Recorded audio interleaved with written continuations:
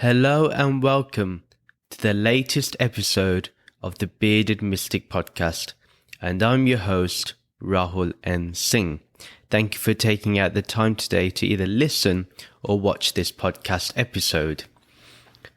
So, before we get into the episode today, I just want to give a massive thank you to everyone who listened to the last episode, which was about COVID-19 and common sense spirituality.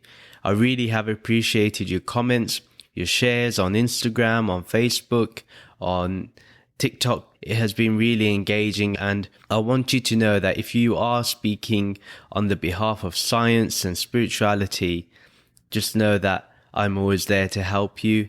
The one thing that I have noted, and I do want to address, is that I wanted to discuss more about the future of spirituality or the spiritual circle or the community if this misinformation continues to grow and spread, and what the future will hold for spiritual seekers and spiritual guides and teachers, and just the community overall. So maybe next month I will dwell on that topic.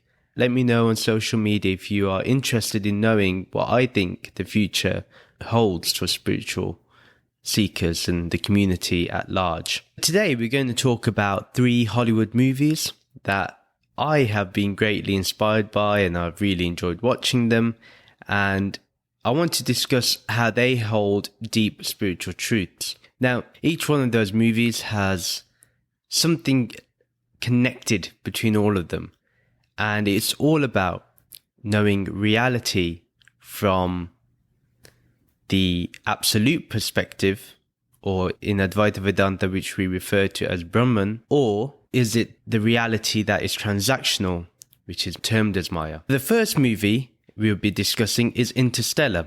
This is directed by Christopher Nolan, and he is one of my favorite directors. I love his movies. I think they make you think. There's everything that you need in order to get your mind stimulated.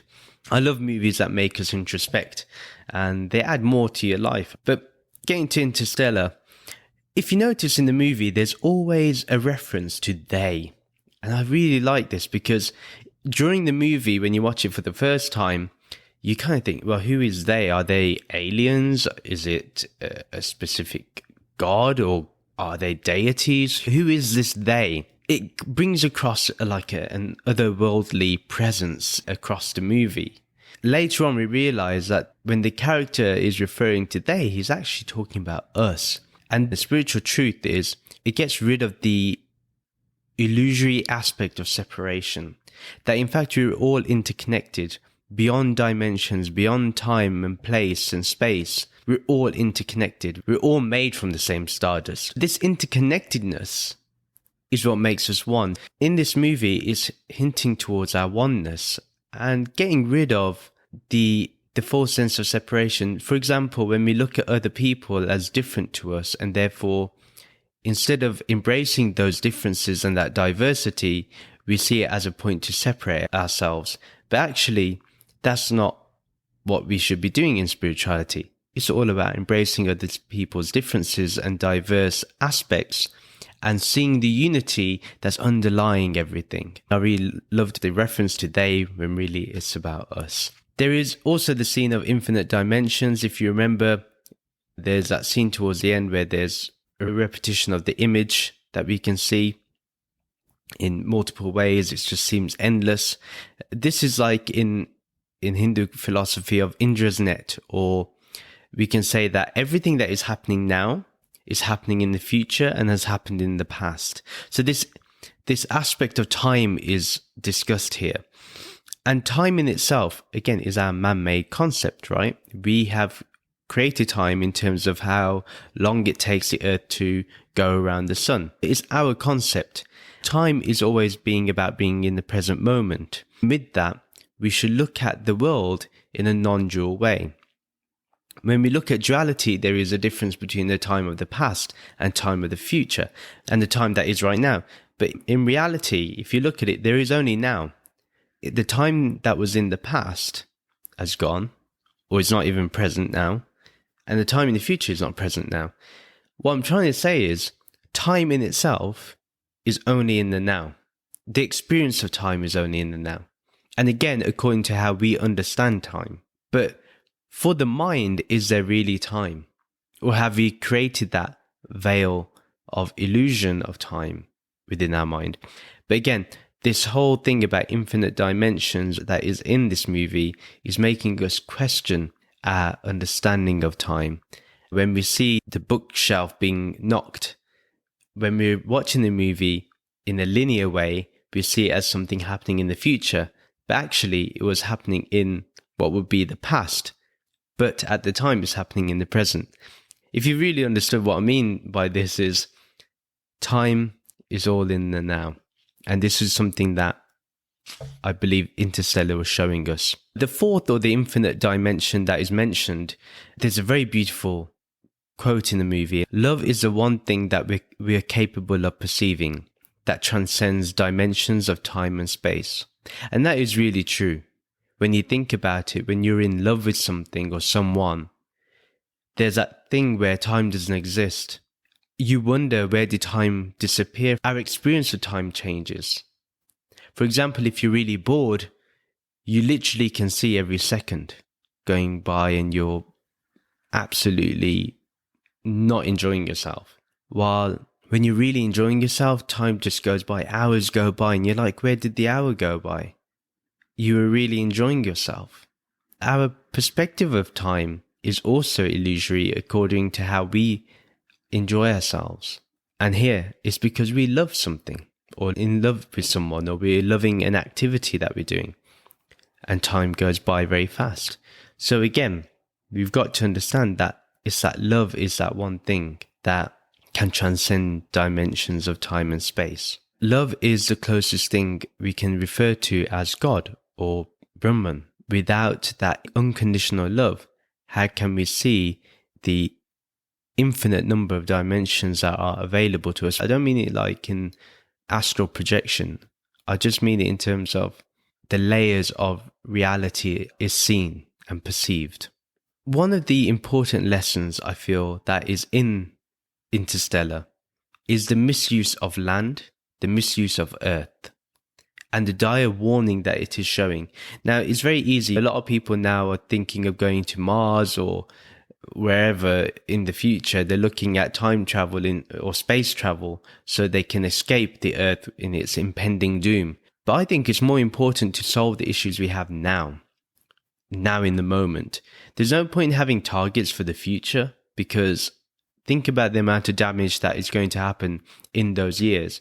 And right now we know there have been reports that have just come out literally last week about how we are totally misusing the planet and how we're running out of resources and we don't know what the future is going to hold for us. It could be disaster for us. As a planet, Interstellar also shows us in the movie how we need to appreciate the Earth and see its sacredness. And by seeing its sacredness, we can enhance its beauty. The second film that I want to talk about is Inception. Inception is a very interesting movie, one that I've probably watched 10, 15 times. Massive fan of the movie. Again by Christopher Nolan. There it shows that life is a blur between the waking state of reality and the dream. As human beings, the question is whether we recognize the dream, the illusion, or do we wake up to reality? How this is emphasized is basically by the main character, Cobb. Now, Cobb is someone who is invested in going back into the dream to meet his dead wife. There is this connection that he has, and she's always interfering in his subconscious reality, which makes the life of his own and others in danger because of that. And because of those memories that he's fixated upon, his memory of his dead wife, it leads to attachment. And this attachment leads him to the detachment of reality. It's really interesting because underlying that is also showing that our individual reality cannot be trusted. The individuality cannot be trusted because of our sense projections, our projection of memory, and how memory can interfere in the reality of right now. This is really great, how the movie just shows that really in the present reality that we're in, A lot of inference is going on. A lot of things are stimulating our reality right now, which may not be occurring. It's interesting because even in memory, we can create memories. Sometimes it's happened to me where someone says, oh yeah, you were there, and they were testing me. And I was like, oh yeah, that happened. I created a memory out of what they were saying. So this was a sign for me where I was like, actually, I cannot trust my mind because it's going to create that memory. One of the beautiful aspects in this movie is how it emphasizes how the dream is neither real nor unreal, meaning our reality. The best way to describe this is when you're in a dream. There is a pride of lions chasing you. You're running fast. You can feel your heart beating. You're sweating because you're running and running. And then suddenly you look behind you and you see that a lion is pouncing onto you. But then you wake up from your dream. And as you wake up, you're in your bed. You're in the comfort of your room. But you're sweating. You can feel your heart beating really fast. But as you wake up, you realize actually your dream was just a dream. It wasn't real, but it felt real when you were in the dream. What's interesting is because of that, we realize that the dream wasn't real. But while we were in it, it was real. Same thing with our reality right now. Right now in the transactional reality, everything seems real. But when we connect to the ultimate reality, which is Brahman, which is a reality that is beyond time and space, beyond memory, beyond our sense projections, that state, which is our real reality, when we live in that state of reality, and this is mainly experienced in meditation, we understand that our mind and the reality that it projects is not real. But that is only seen from that objective state of reality, which is Brahman, which is formless reality. There's a line in the movie which is, again, really interesting, how it talks about how you land yourself in the middle of a dream and that you never know its beginning. And isn't that true with life itself? When you think about it, we don't know when our beginning really was. We don't know when our beginning started. Can you tell me when you began? Can I tell you where Rahul began? I really can't. I can only tell you from my first memory of myself, where I became conscious of myself. But I must have been conscious before because there were other people around me that remember things of my past that I can't remember. This movie just shows us how we land ourselves in the middle of life and that we don't know what's going to happen in the future. Our reality is beyond the past and the future. Another thing about the movie, there's a concept in there we see about the dream within a dream, within a dream. And this is actually discussed in Yog Vashish, that you can actually do that, where you're in a dream and you can be dreaming that you're in a dream. And the text does go into that, and that there's layers to reality. The waking state, the dream state, and the deep sleep state. There is something that is aware within us in all those three states. And that awareness is the fourth state, which is the Turiya state. The next movie that I want to discuss is The Matrix. The Matrix is an epic movie. And if you want to really understand Vedanta, The Matrix is a good starting point. In itself, it could be a text of understanding Maya and Brahman. It really is. In fact, in the last film, there is a song called Neo Damarung. I hope I'm pronouncing it correctly. But according to the Wachowski siblings, it describes the movie, the whole trilogy. It's basically lines from the Upanishads. And I suggest that you take your time to go and listen to that song and experience what it is. And I'm sure online there'll be translations to what the mantras are. This movie is just full of amazing quotes. Morpheus in The Matrix, he says, "Something is wrong with this world. You've known it all your life. You don't know what it is. It's like a splinter in your mind, driving you mad." basically what Morpheus is describing is when you get an existential crisis, where you ask, what is the purpose of my life? Who am I? Why am I here on this earth? What is life all about? Is there a God? How can I know God? How can I know myself? It's that one question. Once you ask that one question, the whole endeavor is to get to know it. And we feel it within our life. I remember when I first asked the question, who am I? It really played on my mind. It really took my whole being. It made me feel crazy, in fact, that I didn't know who I was. And I can relate to that line in The Matrix. Again, going into this, Morpheus says to Neo that, have you ever had a dream, Neo, that you were so sure was real? What if you were unable to wake from that dream? How would you know the difference between the dream world and the real world? If we can link this now back to Inception, the whole aspect of dream and reality. It's talking about the reality of Maya and the reality of Brahman. And once we are able to answer this question, this is Brahma Vidya. When we get to know the reality of Maya and the reality of Brahman. It's really interesting because we can question the dream, but have you ever questioned how we perceive life now? Have you ever questioned, why do I feel the things that I feel? Why do I sense the things that I sense?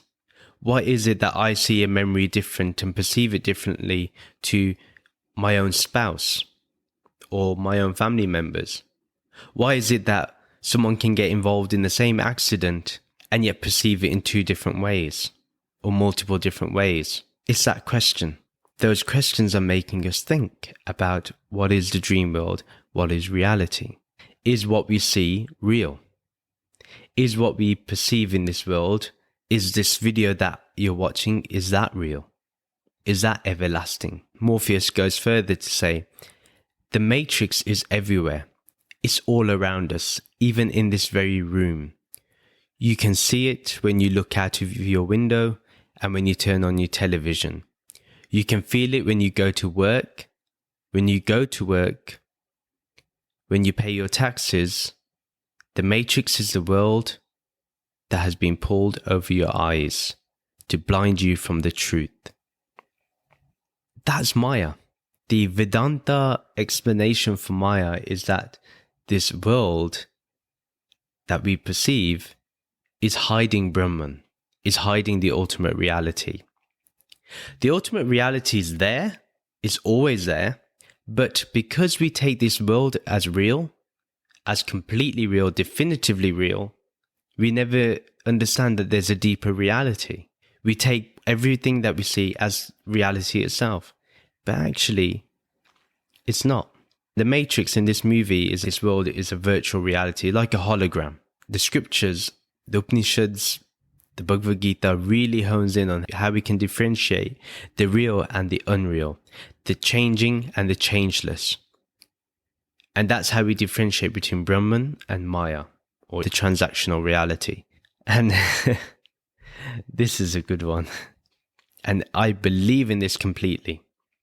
Morpheus again says further in the movie that, Neo, sooner or later you're going to realize, just as I did, there's a difference between knowing the path and walking the path. This is really interesting because a lot of people, they may say, oh yeah, I know the truth now, I can see the truth, I can perceive the truth. But walking it is totally different. And a lot of people ask me this on TikTok and on Instagram sometimes. People ask me, well, how can we live in the world knowing it's unreal? And how can we remain in that state of Brahman? And I always describe this to them that when you're living in the world, you have to see it as real. For example, if you lose a lot of money, you got to feel the pain of losing a lot of money. You can't turn around and say, well, in the state of Brahman, I've not lost anything. Then you're not dealing with reality and it will only strengthen your ego. But I always say that Brahman, or the ultimate reality, should remain as your background awareness. And the reason why I mention it should be your background awareness is because it should always be there, in the background. And you can then live in the world without it affecting what's in the background. So it's like the screen that's not affected by the projection of the images in the cinema or in the theatre. The stage remains as it is despite what the characters do and what the set design does. The stage remains the same when you're in the theatre or watching a play. The same way as the stage remains the same, so does the background awareness of Brahman, which is changeless, which is imageless, colourless, formless. It's the reality that remains. You could say the Matrix is basically like the characters in the play that come onto the stage and do their thing, or in a movie, the characters in the movie, they play their role, the images are shown, but the projector screen remains the same. That's how we got to see life. That's how you marry the transactional reality and the ultimate reality, and how we live in that non-dual state. Because if you're going to say that this world is unreal and only Brahman is real and everything I'm perceiving is unreal and I'm not going to deal with it, I'm not going to live in it, I'm going to get affected by it, and I don't want to remain affected by it, that creates duality. We've got to find a way to synthesize both of them. That's why meditation is important. I think you remember there's a scene in the movie where there's a boy bending a spoon, and the boy says to Neo, when Neo asks how does he bend the spoon, the boy says, there is no spoon. And Neo asks him, there is no spoon? The boy replies, then you'll see that it is not the spoon that bends, it is only yourself. Again, showing the interconnectedness of the world, of us and the whole of existence. When we see that we're all one, we understand that we have a part to play in the way the world runs. I have to ask myself constantly, am I adding beauty to the world, or am I adding destruction to the world? Am I adding evil to the world? Am I harming the world? Or am I adding beauty, adding love to the world? This whole thing about it is only yourself that bends, again shows how we're all made from the same substance. There's a part in the movie, Neo is rescued by Morpheus and there's resistance. And he's shown what the Matrix really is, and Neo cannot take it. He rejects it and he wants out. And when he refuses to believe it, he refuses to believe everything that's been shown to him. He refuses to believe that everything that he's been living in life is false and illusory. That everything was a matrix. It was played upon him. It was a hologram, and he couldn't take that. As he experiences this, it becomes so intense that he throws up and falls unconscious. And that can happen when you experience that the whole world that you were experiencing isn't what it seems to be. You literally, I wouldn't say you throw up, but you do reject the idea. A lot of people, the reason why they cannot accept Advaita Vedanta as the actual philosophy of life is due to this. Because it implies that you were unconscious before. It implies that everything you experience has been false at the ultimate reality point of view. And a lot of people can't take that. They enjoy the fact there's a duality, even the duality between them and God, because that duality keeps them safe. It keeps them secure. But if you tell someone that you and God are the same, oh my God, it will be disastrous for the mind. But that duality is interesting. That duality keeps you being the slave instead of going towards where the master is trying to show you.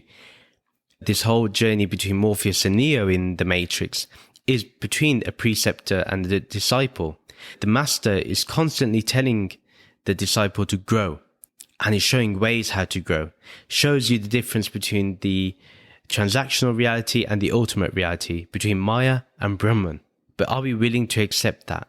The master never wants the disciple to remain a disciple. You can see this in Morpheus. He keeps telling Neo, you're the one, you're the one. He's empowering Neo. And Neo is rejecting it in the beginning. And he doesn't want to be the one. But eventually, Neo does trust Morpheus. This movie, The Matrix, is incredibly beautiful for the fact that it shows us the reality of who we are. It shows us how we can step out of the Matrix, step out of Maya, and perceive things as they really are. And then live accordingly, knowing that all this is going to disappear, all this is going to go one day. When I leave this body and mind, it's not going to be there. Everything that is experienced is according to the body and the mind. But there's an objective sense of reality. There is an ultimate sense of reality. And I'm to go towards that. That is when knowledge begins. And then when you live it is when you understand that this background awareness, this Brahman, is always here, always now. That's the 3 movies that I recommend to you to definitely watch if you want to understand Vedanta a bit more. There are movies like Avatar and Star Wars and Groundhog Day that talks about the subjective sense of reality or the fight between good and evil of Vedantic concepts. Definitely watch them, but the 3 movies that I find really enhances my spirituality is Interstellar, Inception, and The Matrix. Definitely watch them after you've listened to this episode and see if you see things differently now. That's the end of the episode. But before you go, I want to just let you know that I have now set up a Patreon page which you can sign up to. And by signing up to that and by paying, $5 a month, you'll get access to a few extra things. And by the way, you don't have to just be in the US to sign up to this. You can sign up to it with whatever currency you have. And I will put a link to my Patreon page in the show notes and description below. Basically, by paying $5 a month, I make a commitment to you as well. The first commitment is that you will get exclusive podcast episodes. So sometimes in some podcasts that I've published, I've had afterthoughts where I wish I had said something or I could have added something. So what I'm going to do now in the future is whenever this happens, I'm going to be sharing it with you, and it will be only exclusive on Patreon. I will not be publishing it anywhere else. The second thing that I'll be doing is a live stream exclusively for you. The live stream will happen every month. Only you will get the link to that live stream. No one else will have that. It will not be open to the public. 3, you'll have exclusive blog posts and articles that I will put up and write. That is my commitment. I just wanted to let you know that the Patreon page is set up. Please sign up to it. The reason why I set this up is because I do need support. This podcast does have running costs, and on top of that, I can tell you my laptop is really struggling right now with the amount of work I do in terms of the podcast. So I do need more equipment. I do need to upgrade. By signing up to Patreon, you are helping me do that. You can also donate on my blog. Every Sunday from August 29th, we will be having podcast episodes that are dedicated to a scripture or a religious or spiritual text. And the first one we're starting with is the Bhagavad Gita. And once we're done with the Bhagavad Gita, it will be the Upanishads. Thank you very much for listening. Thank you for the support that you've given me this week. It's been 3 months since this podcast has begun. And I just really want to say a massive thank you to all of you who've supported it, who've listened to the podcast, who follow me on social media. I really appreciate everything you've done so far for me. I love and cherish each one of you. Thank you for listening to this episode of the Bearded Mystic podcast. Please do remember to follow or subscribe to this channel and do leave a review for this podcast. I'd really appreciate knowing what you think. You can follow me on social media and I will leave the links below to each of those accounts. I do share small clips on there that you can share with friends and family. And if you feel that anyone in your friends and family circle would love this podcast, do share it with them. Do remember, a new episode is uploaded every Sunday and Thursday. Until next time, take care. See you again soon. Bye.